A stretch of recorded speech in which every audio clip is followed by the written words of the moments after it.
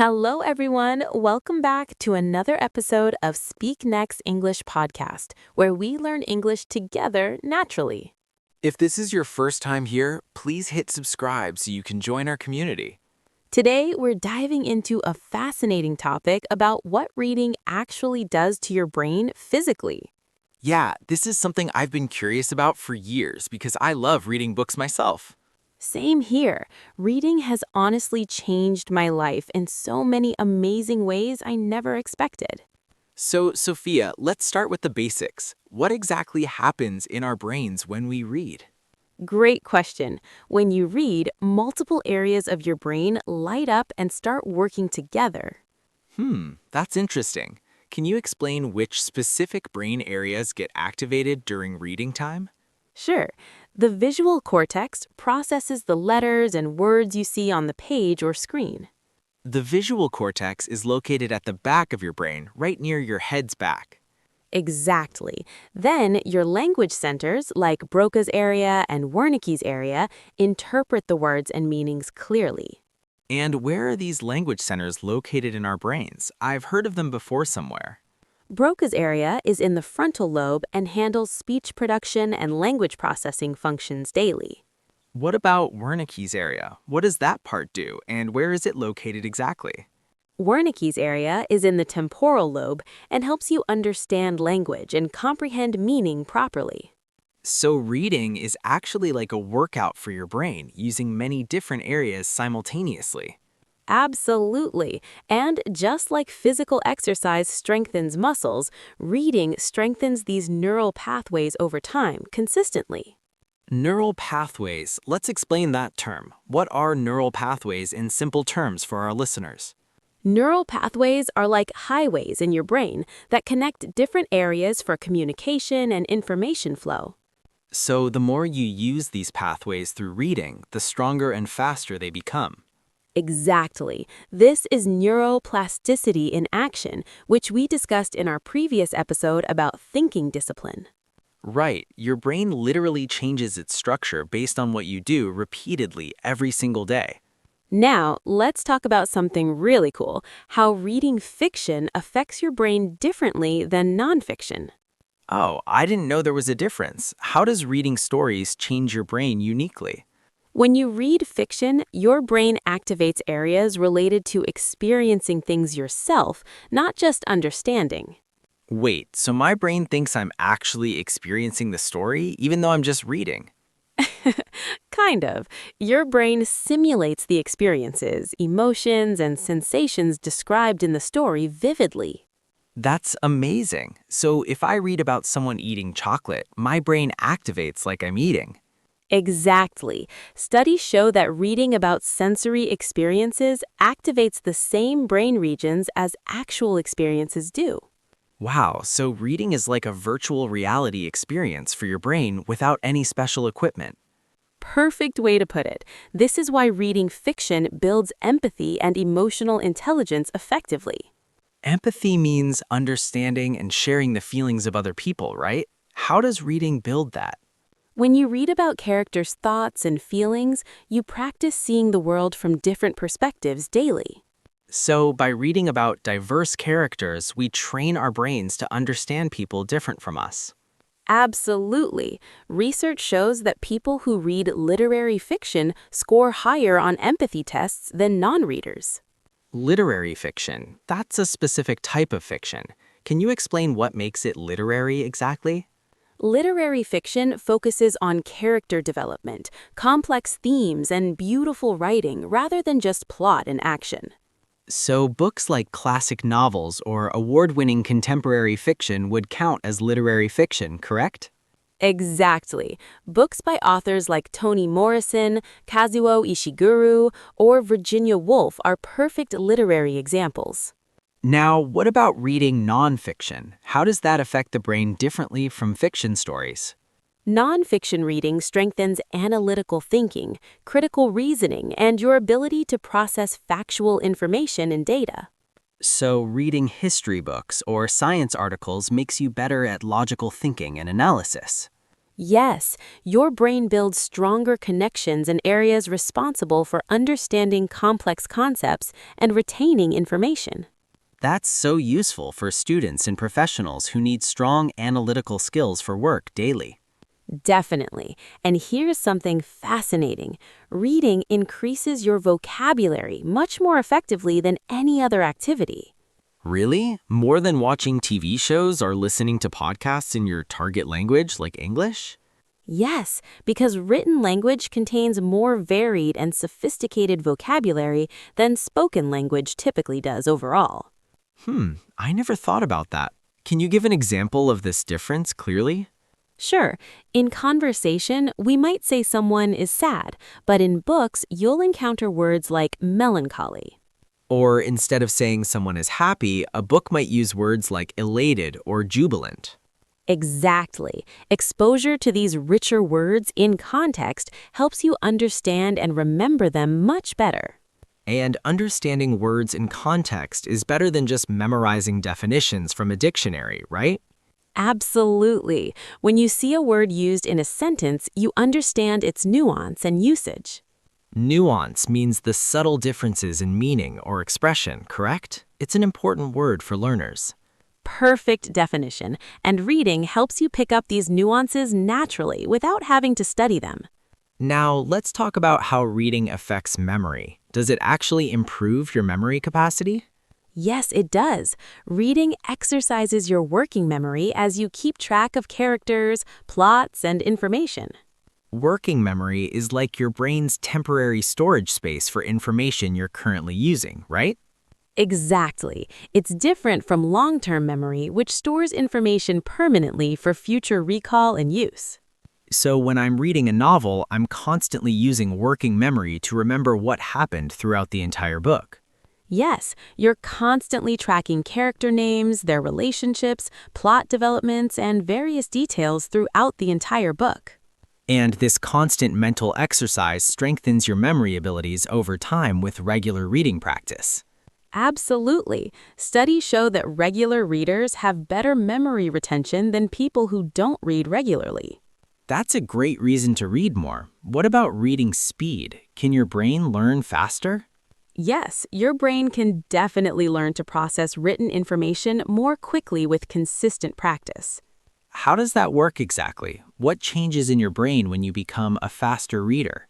Your brain creates more efficient neural pathways and reduces subvocalization, which slows most readers down significantly. Subvocalization. That's a new word. What does subvocalization mean? Can you explain it, please? Subvocalization is when you silently pronounce words in your head as you read them on paper. Oh, I do that all the time. I hear my own voice reading the words mentally. Most people do, but it limits your reading speed to about the same pace as speaking. So if we can reduce subvocalization, we can read much faster than we can talk. Exactly. Speed readers train their brains to recognize words visually without needing to pronounce each one. That sounds difficult, though. How can someone reduce their subvocalization and read faster overall? Practice reading slightly faster than comfortable, and your brain will adapt by relying more on visual recognition. So push yourself a little beyond your comfort zone and your brain adjusts to it? Yes, it's like any skill. Your brain rises to meet challenges when you practice consistently. Now I'm curious about reading before bed. Does nighttime reading affect your brain and sleep differently? Great question. Reading before bed can actually improve your sleep quality if you read physical books. Physical books, you mean actual paper books instead of electronic devices like tablets or phones, right? Exactly. Reading on screens before bed can disrupt your sleep because of the blue light emission. Right. We talked about blue light in our Thinking Discipline episode. It suppresses melatonin production overnight. Perfect memory. But reading physical books helps your brain transition from activity to rest mode naturally. How does reading help that transition happen? What's going on in your brain during bedtime reading? Reading engages your mind just enough to stop anxious thoughts, but not so much that it energizes. So it's like a bridge between the busy day and peaceful sleep, calming your mind gently. Exactly. It becomes a signal to your brain that it's time to wind down for sleep. What about reading in different languages? Does that do something special to your brain structure? Oh, yes. Reading in multiple languages creates incredible changes in your brain structure and function completely. Really? What kind of changes happen when you regularly read in two or more different languages? Bilingual reading strengthens the executive control system in your brain, which manages attention and task switching abilities. Executive control system, that sounds important. What exactly does it control in our brains daily? It helps you focus, ignore distractions, switch between tasks, and make decisions effectively throughout your entire day. So, reading in English and your native language makes you better at multitasking and focusing. Exactly. Your brain gets a workout switching between different language systems, which strengthens cognitive control overall. That's amazing news for our listeners who are learning English as a second language right now. Absolutely. Every time they read in English, they're not just learning language, but strengthening their brains. Now let's discuss how reading reduces stress. I've heard it's one of the best stress relievers. That's completely true. Research shows that reading can reduce stress levels by up to 68%. 68%? That's incredible. How does reading reduce stress so effectively compared to other relaxation activities? Reading requires focused attention, which takes your mind away from worries and anxious thoughts almost immediately. So it's like meditation in a way, giving your mind something peaceful to focus on. Exactly. And studies show reading works faster than listening to music or drinking tea for stress. Faster than tea, huh? That's saying something. How long do you need to read for stress? Research suggests that just 6 minutes of reading can significantly lower your heart rate and muscle tension. 6 minutes? That's so quick. So even a short reading break during work can help. Absolutely. Taking a brief reading break gives your stressed brain a chance to reset and recharge. What kind of reading is best for stress relief? Fiction, nonfiction, or does it matter at all? Fiction tends to be more effective because it transports you into another world away from stressors. That makes sense. When you're absorbed in a story, you forget about your own problems temporarily. Exactly. This mental escape gives your stress response system a break, allowing your body to relax. Now I want to talk about reading and aging. Does reading protect your brain as you older? Yes, reading is one of the best activities for maintaining brain health and preventing cognitive decline. Cognitive decline means your brain's ability is getting weaker with age, like memory and thinking, right? Exactly. Studies show that people who read regularly throughout life have slower rates of cognitive decline. So reading is like an insurance policy for your brain health in your later years ahead? Perfect analogy. Reading keeps your brain active and builds cognitive reserve that protects against aging effects. Cognitive reserve, what's that exactly? Can you explain that concept in simple terms for us? Cognitive reserve is like a savings account of brain power that you build through mental activities. So the more you read and learn, the more you save in this brain account. Exactly. And this reserve helps your brain compensate when aging or disease starts affecting brain cells. That's fascinating. So reading throughout your life literally protects you from dementia and Alzheimer's disease? Research suggests it significantly reduces risk, though it's not a complete guarantee against these diseases, obviously. But it's definitely worth doing for brain health along with physical exercise and good nutrition. Absolutely. Think of it as part of a holistic approach to keeping your brain healthy lifelong. Now, what about reading in creativity? Does reading make you more creative in your own thinking? Yes, reading exposes you to new ideas, perspectives, and possibilities that fuel your creative imagination significantly. How does that work in the brain? What's happening neurologically when reading boosts our creativity? Reading activates your imagination as you visualize scenes, characters, and concepts described in the text. So even though you're reading someone else's ideas, your brain is actively creating mental images. Exactly. Unlike watching TV, where images are given to you, reading requires active participation and creation.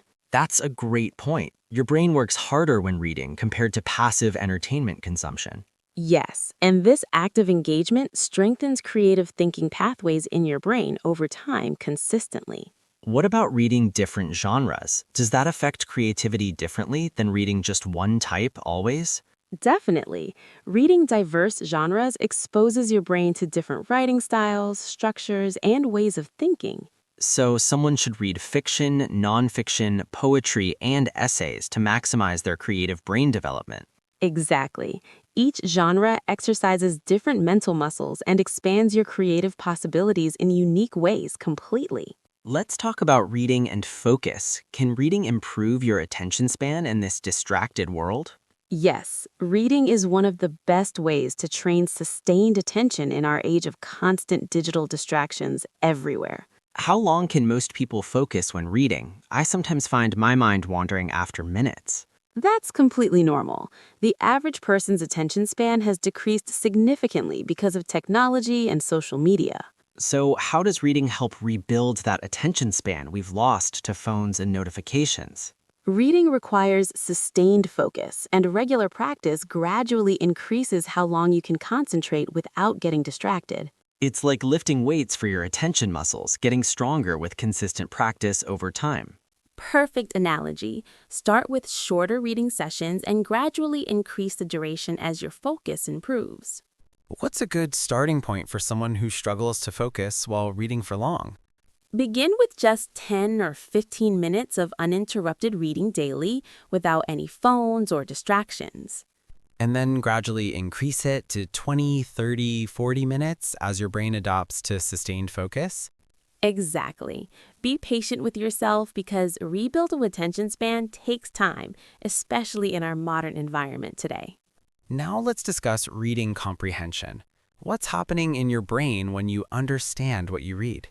Comprehension involves connecting new information with existing knowledge stored in your long-term memory banks already.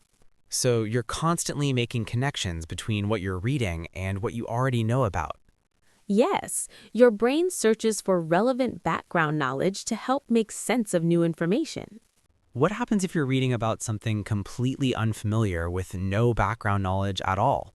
Your brain works harder to build new mental frameworks and categories to organize this new information. Mental frameworks. Can you explain what those are? I want our listeners to understand this clearly. Mental frameworks are like filing systems in your brain that organize related concepts and information together. So when you read about a new topic, your brain creates a new folder, basically. Exactly. And as you read more about that topic, you add more information to folder.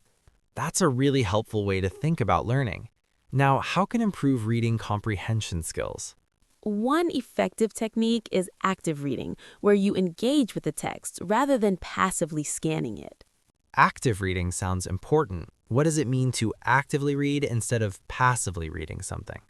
It means asking questions, making predictions, visualizing scenes, and connecting ideas while you read the material. So instead of just moving your eyes across words, you're thinking deeply about the meaning. Exactly. You might ask yourself what will happen next or why a character made a choice. Does highlighting or taking notes while reading help with comprehension and retention of information better?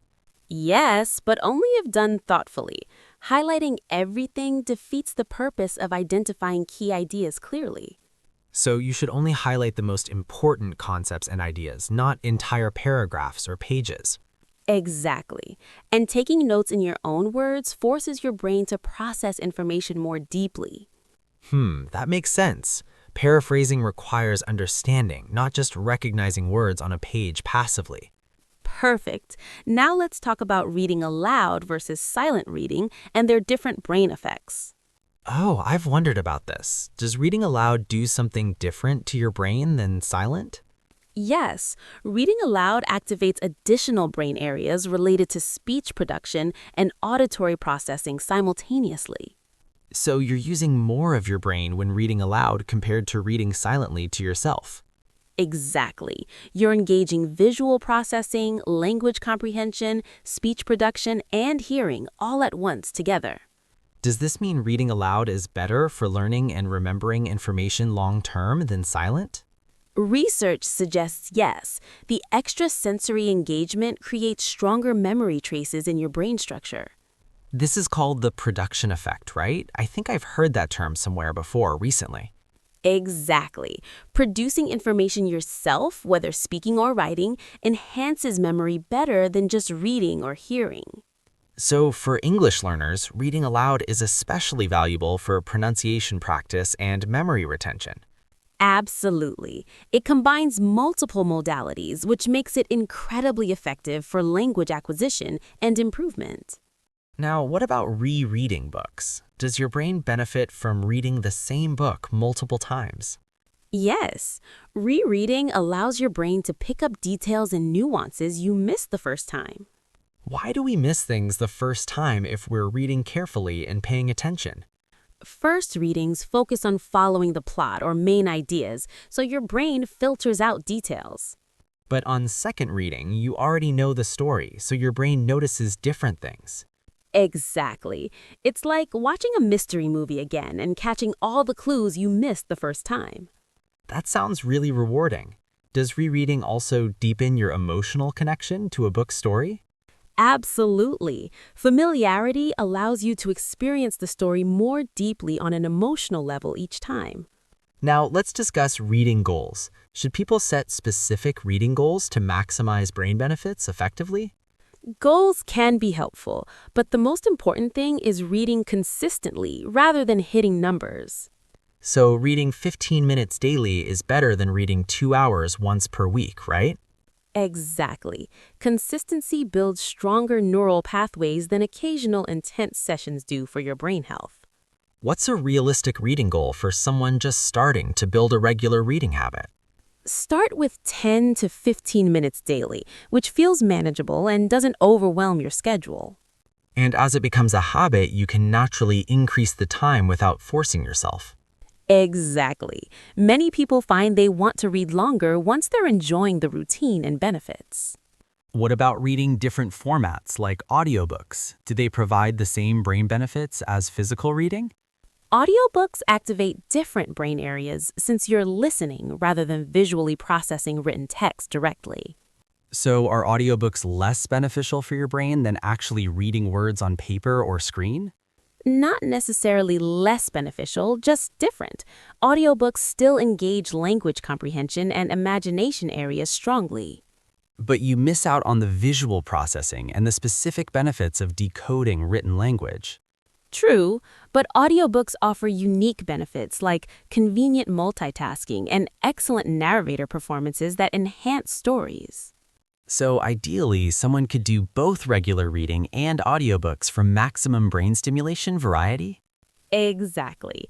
Variety in how you consume stories and information keeps your brain engaged in different ways. Now, what about reading on screens versus paper books? Does the format matter for brain health? Research shows some differences. Paper books tend to enhance comprehension and memory retention slightly better overall.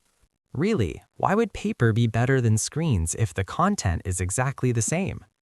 Physical books provide tactile feedback and spatial memory cues that help your brain organize and remember information. Spatial memory cues. What does that mean exactly? Can you break that down for us, please?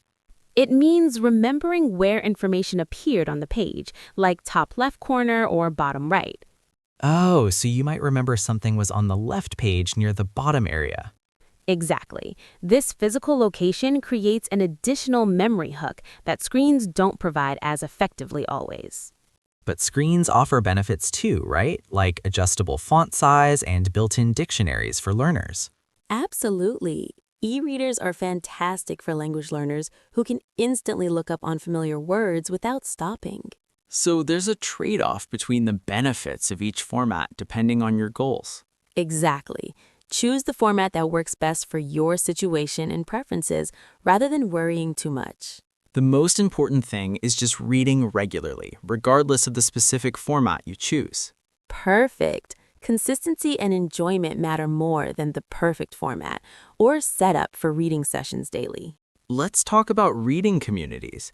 Does discussing books with others enhance the brain benefits of reading? Absolutely. Social discussion adds another layer of cognitive processing and deepens your understanding significantly of material. How does talking about books activate different brain areas than just reading alone does? Discussion requires articulating thoughts, considering other perspectives, and defending interpretations, which exercises critical thinking skills. So, joining a book club could multiply the brain benefits you get from reading. Exactly. You're combining reading's benefits with social interaction and analytical discussion, which is incredibly powerful. What if someone doesn't have access to a physical book club in their local area? Online book communities are fantastic alternatives. Reddit, Goodreads, and Facebook have active reading groups for every genre. That's great for English learners too, because they can practice writing in English about books. Perfect point. Discussing books in English combines language practice with meaningful content, which accelerates learning tremendously. Now, what about people who say they don't have time to read? Any advice for them? Time is really about priorities. Most people can find 10 or 15 minutes in their day. Where can busy people find these hidden pockets of reading time throughout their daily routines? Morning coffee time, lunch breaks, waiting rooms, before bed, or even during commutes if using public transportation. What about people who fall asleep immediately when they try reading in bed at nighttime? That's actually a good thing. It means reading is successfully relaxing your brain for sleep. So falling asleep while reading isn't a failure, it's your brain responding to the relaxation. Exactly. Just make sure to read during daytime too if you want to finish books eventually. All right, let's summarize the incredible brain benefits of reading that we've discussed today here. First, reading activates multiple brain areas simultaneously, including visual, language, and imagination centers working together. Second, fiction reading builds empathy and emotional intelligence by simulating experiences and different perspectives for you. Third, nonfiction strengthens analytical thinking, critical reasoning, and your ability to process complex factual information effectively. Fourth, reading expands vocabulary more effectively than any other activity, exposing you to rich, varied language. Fifth, reading exercises working memory and improves overall memory retention capacity with consistent, regular practice. Sixth, reading before bed improves sleep quality when using physical books instead of electronic screens tonight. Seventh, bilingual reading strengthens executive control, improving focus, multitasking, and decision-making abilities significantly for life. If reading reduces stress by up to 68% in just 6 minutes of focused attention. Ninth, reading protects against cognitive decline and builds cognitive reserve that defends your brain against aging. 10th, reading boosts creativity by exposing you to new ideas, perspectives, and imaginative possibilities constantly. 11th, reading trains sustained attention and focus, which is increasingly rare in our distracted digital world. 12th, active reading with questions and notes deepens comprehension and creates stronger memory traces in brain. 13th, reading aloud engages additional brain areas and enhances memory through the production effect for learners. And finally, consistent daily reading is more beneficial than occasional marathon reading sessions for brain health. That's an impressive list. Reading really is one of the best things you can do for brain. And for English learners listening, reading in English provides all these benefits while improving language skills. Exactly. You're literally building a stronger, smarter brain while learning a new language at the same time. What's one practical tip you'd give someone who wants to start reading more regularly, starting today? Choose books you're genuinely interested in. Reading shouldn't feel like a chore or an obligation ever.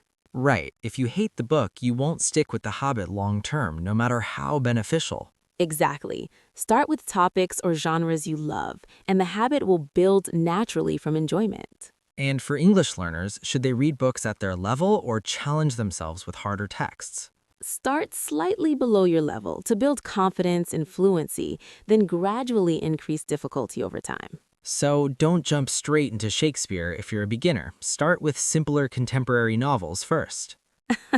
Exactly. Young adult fiction is actually perfect for English learners at intermediate levels, honestly. Because it uses accessible language while still telling engaging, sophisticated stories that adults enjoy too. Exactly. Authors like John Green or Rainbow Rowell write beautifully accessible books for language learners. Great recommendations. All right, everyone, thank you for joining us on Speak Next English podcast today for this conversation. We hope this episode inspires you to pick up a book and start enjoying all these amazing benefits. Remember, every page you read is exercise for your brain, building stronger pathways and better skills. If you enjoyed this episode, please subscribe to Speak Next English podcast and share with your friends. Leave a comment telling us what book you're currently reading or what you plan to read next. We love hearing from our listeners, and your comments help us create better content for learners. Until next time, keep reading, keep learning, and keep growing your incredible brain every single day. Goodbye, everyone. Remember, your brain is always ready to learn and change, no matter your age. See you in the next episode. Happy reading and happy learning to all of you out there.